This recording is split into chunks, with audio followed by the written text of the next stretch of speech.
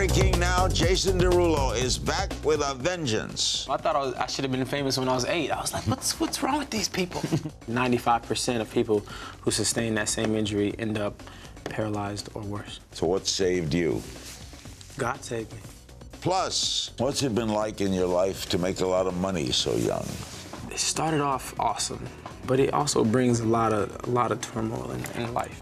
All next on Larry King Now.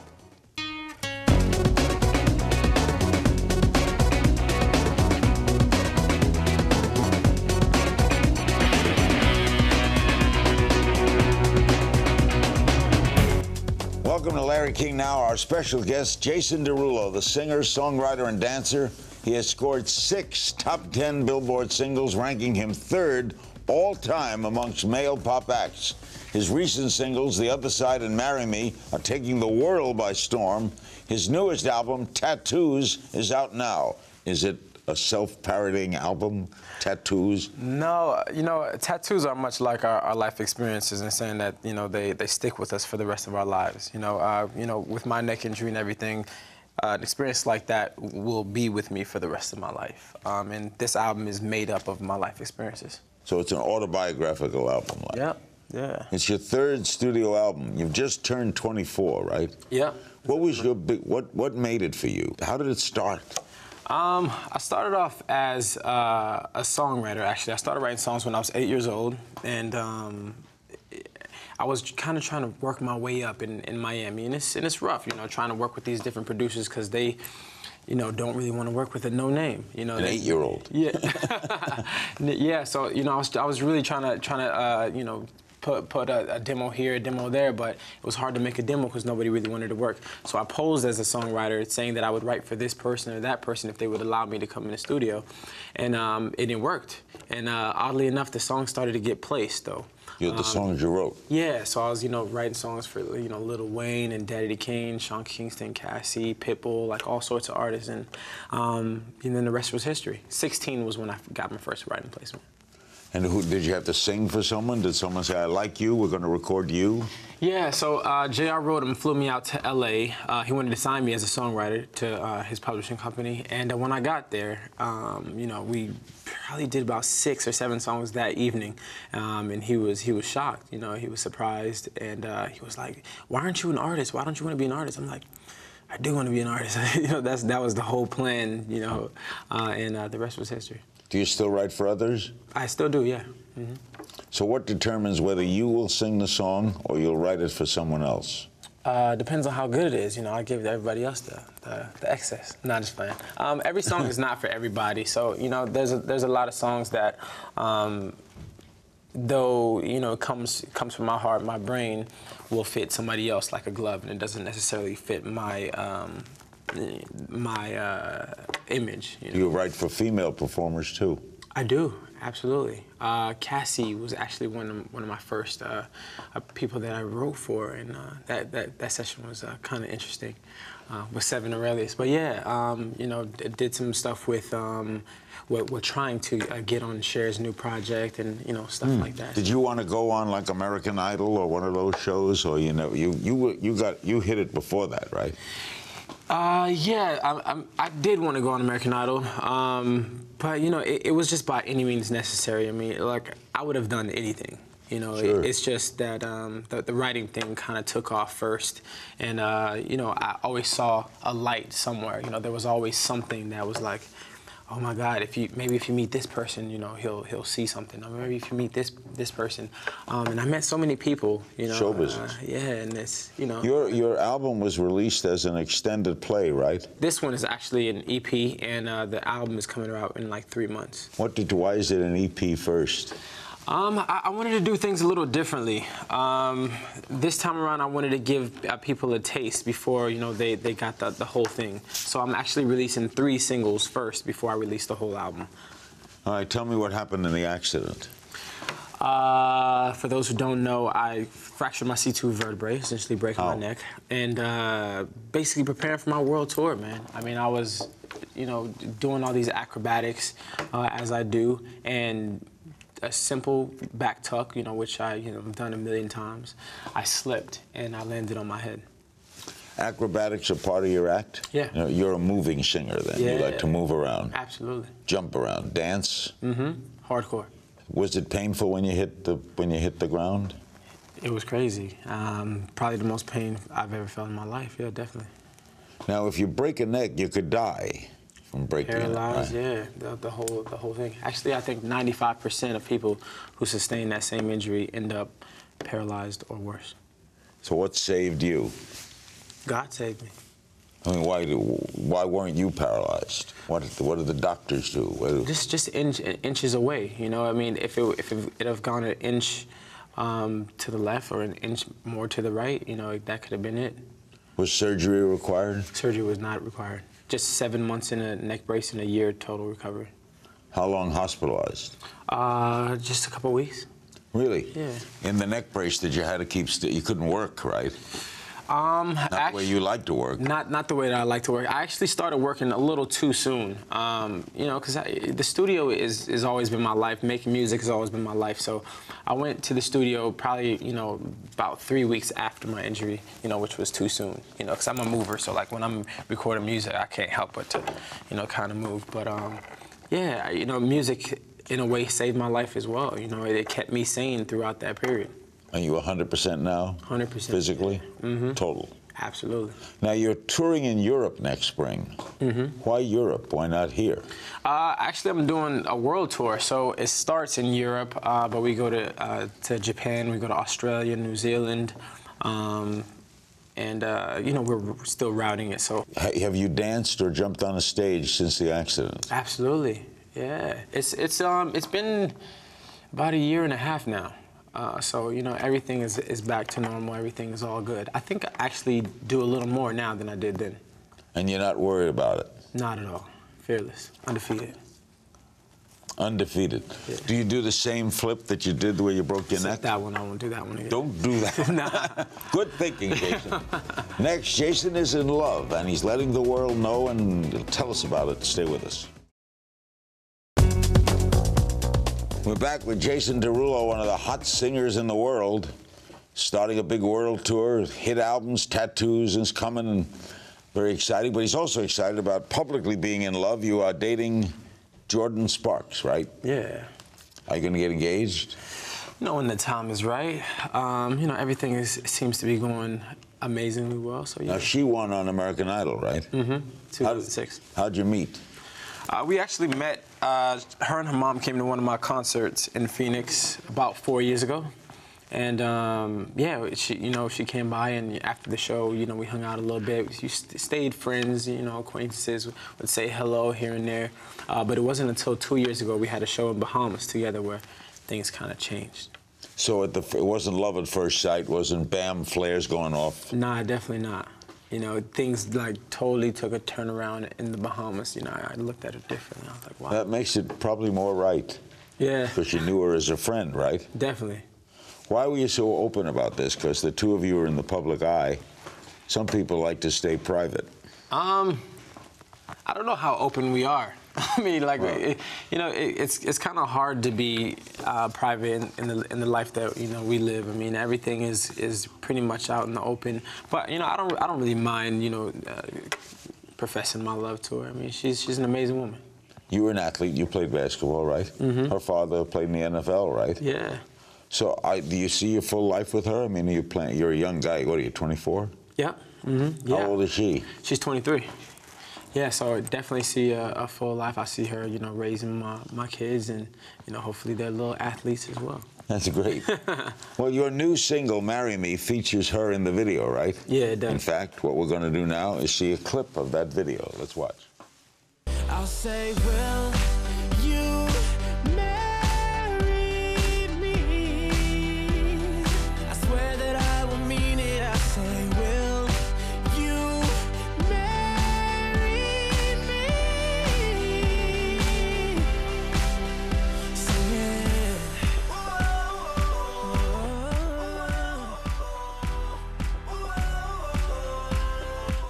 Beautiful girl. Oh, thank you, man. She's very talented too, right? She's extremely talented. Are you going to perform together?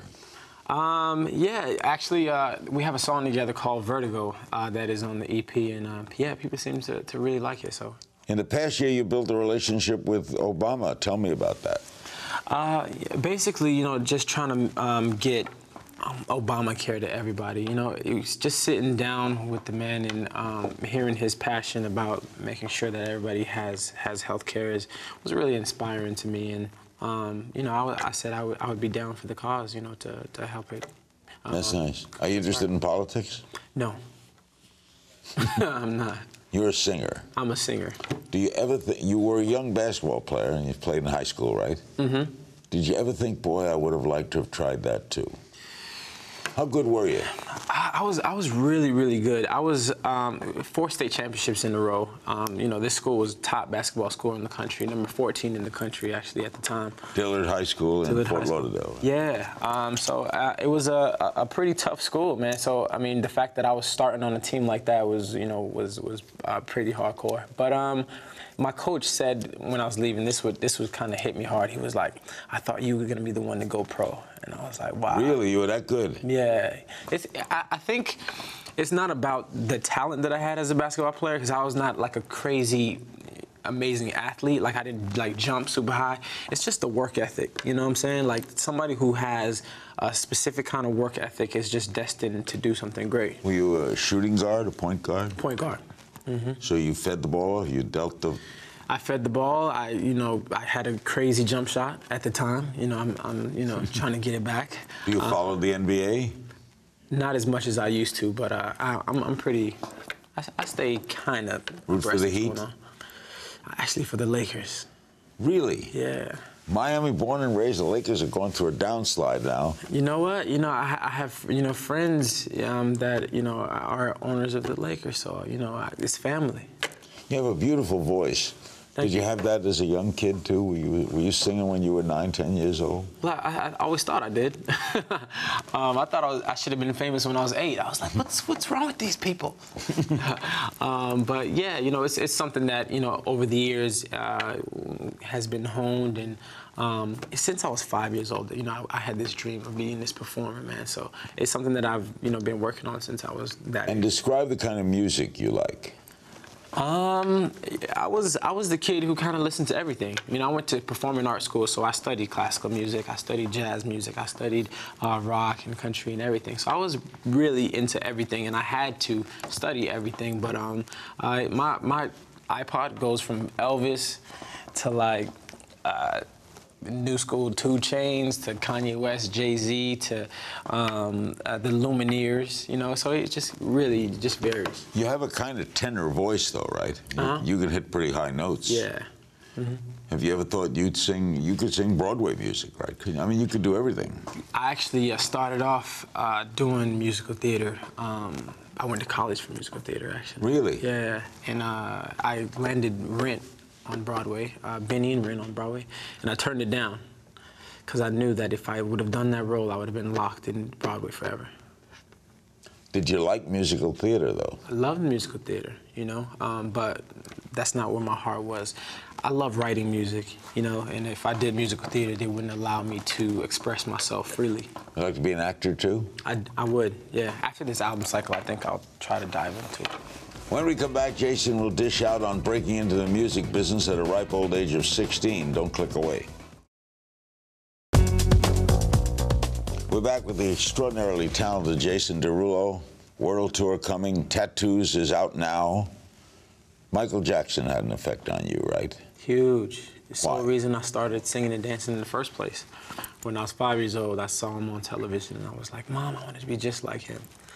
So I was the kid in the kitchen with the socks on, trying to do all the slides and the moonwalk and all that. So that's where I started. What made him special? Michael Jackson, it was almost as if he was not of this earth. I mean, nobody moves like that. Nobody exudes that much emotion on a song. I mean, it was just unearthly. Great dancer, too. Incredible. Where were you when he died? I was in my apartment here in LA, actually, and you know, I actually remember watching your show. Yeah, we did a whole show that night. Yeah, I remember watching your show like for hours and hours. We did a week about it, well, maybe 2 weeks. Every night we did Michael Jackson. That was an incredible, shocking story, right? Unreal, man. Shocking to the world. You know, I mean, you can see the impact that it had. I mean, it was crazy, the outpour. But you know, it's just unfortunate. I wish he would have seen that kind of outpour, you know, when he was around, you know? It's a shame that we let our legends pass by without them seeing that, you know, before they go. I knew Frank Sinatra very well. You mentioned older singers. You liked Elvis. Yeah, and Frank Sinatra, too. As well. You liked him. So all the music had an impact on you, right? Mm-hmm. I want to ask your opinion of some young artists. What do you think of Lorde? I like her. I think she's really different. I like the fact that she brings a street edge to indie. Miley Cyrus. Miley Cyrus, I think she's just taking the world by storm. I get asked about Miley Cyrus in my interviews. That's how I know when somebody's doing it really big. When they start asking me, I'm like, all right, Miley Cyrus, cool. Yeah, she's doing her thing. What do you think of Justin Bieber? Justin Bieber is also, you know, doing really well. You know, I remember meeting Justin Bieber in one of my first performances. It was in Tulsa, Oklahoma, and it was this little kid, and I was, you know, in the mirror just rehearsing my dance moves and whatnot. And he was like, "Man, how do you move like that, man? I want to move like that." I was like, "Now you can do this, man. You know, just keep practicing, do your thing." I mean, I didn't think, you know, this kid was going to be the biggest thing in the world. Yeah. Macklemore and Ryan Lewis. I really dug the whole album. You know, there's only a select few people that I think can, you know, come with a record back to back to back, and Macklemore is, you know, one of those people who, you know, who I think can continue to sustain, you know, this level of artistry. Big Sean. Big Sean, I think he's dope as well. You know, one of the premier rappers of today. Kendrick Lamar. Kendrick Lamar, one of the premier rappers of today. All these people are good, huh? Because I don't know them. So. Oh, you don't know them? No. So, but I'm learning. Miguel. Miguel's, Miguel is actually one of the saviors of R&B music. You know, R&B was missing for a second, and he brought it back. Ellie Goulding. Ellie Goulding is the princess of Great Britain. And she is the premier dance artist. And your first single back in 2009 was What You Say. Mm-hmm. That went to #1. Were you shocked? Yeah, I was shocked. I actually wrote that song for someone else. But I wrote it about my brother's experience, you know, him cheating on his girlfriend and whatnot. And I thought it would be a great song for that other person, but they turned it down. What person did you have in mind? Sean Kingston. I don't know if you know who that person is, because you didn't know who those people were. I knew somebody. Okay.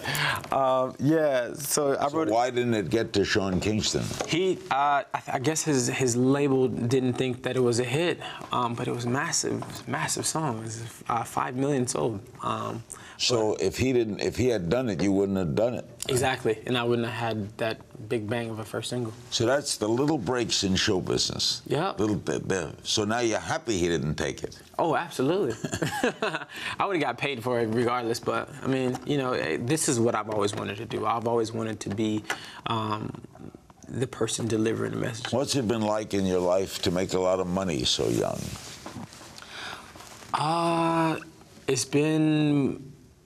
It started off awesome.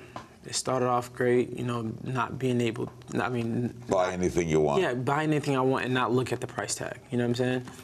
But it also brings a lot of turmoil in life, man. And I'm just feeling the wrath of it now more so than ever. Are you well handled now? Do you have financial people handling you? Yeah, definitely. Yeah, but you know, just the more money you get, the more problems arise as well, man. I know. Were you a poor kid? I wasn't poor. I grew up middle class. So, you know, I wasn't like, Mom, can I have a pair of Jordans? And she was like, yes, no. It was just like, no, you can't get those $100 shoes, not at all. But like, we never were like worried about where our next meal was coming from. My dad, Social Security, worked for Social Security, and my mom is an immigration officer. Was an immigration officer. So you grew up in a good household? Middle class, yeah. And what's your brother do? My brother works with me. My brother works in production with me. Yeah. Are you always writing songs? No, I'm a studio writer. I like to be in the studio because I don't really like writing on paper. I like just going off of whatever's on my mind, whatever's in my heart at that How moment. often do you write? When I was writing the music that I'm releasing now, I was in the studio every single day. After these messages, Jason will take some questions from his fans and play If You Only Knew. Stay right there. We're back with Jason Derulo, a very hot singer. The new album is Tattoos. We have some social media questions for Jason. First is from Hussein1396 on Instagram. Will you collaborate with a country artist anytime soon?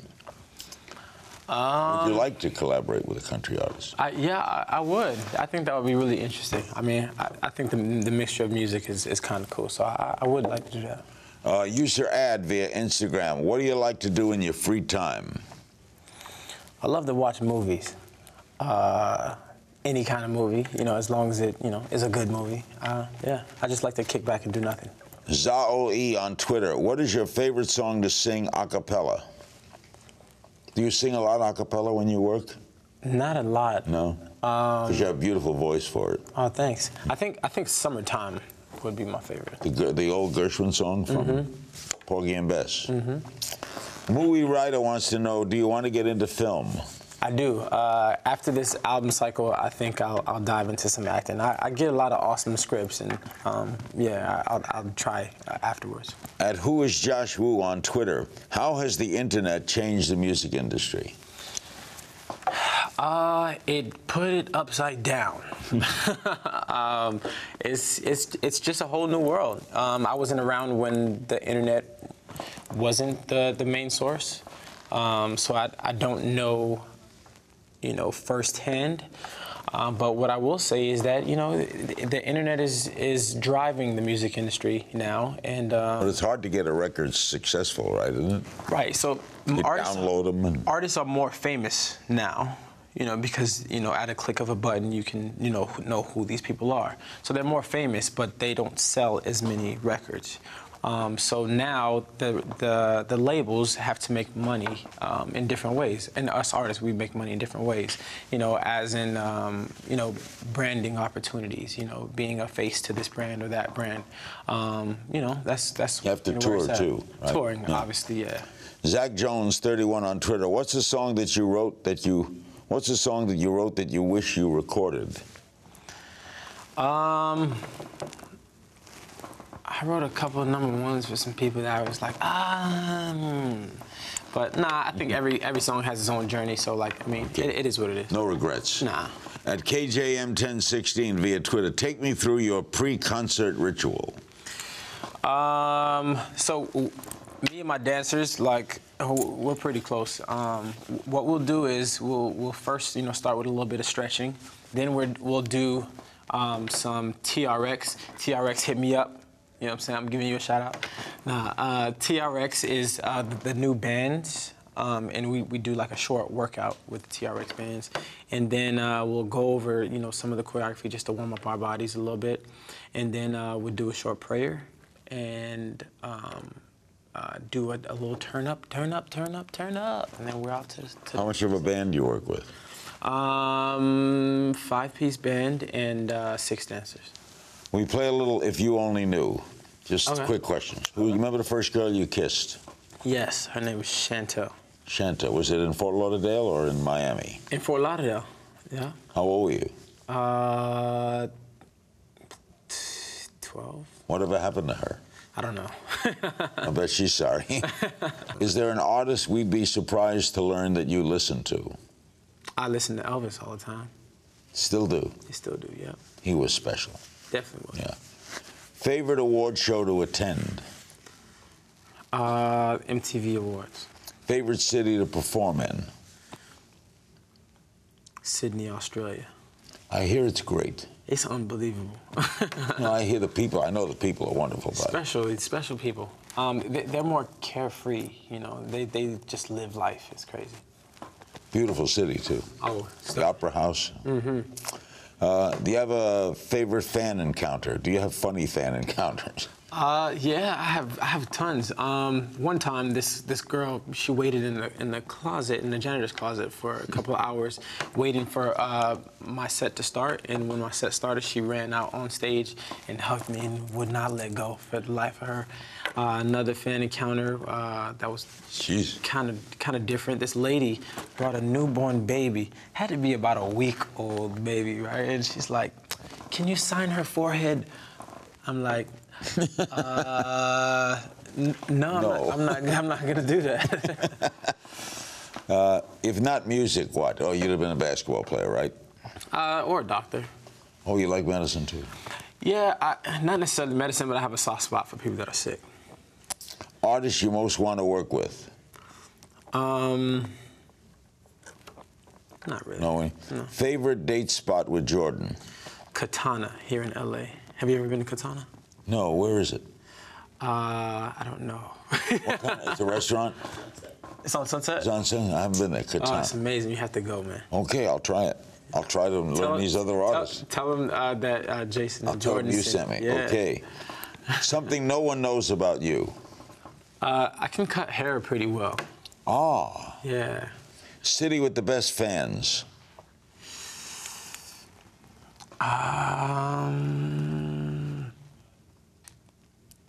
No, you're Tokyo. Tokyo. Yeah. First car you owned?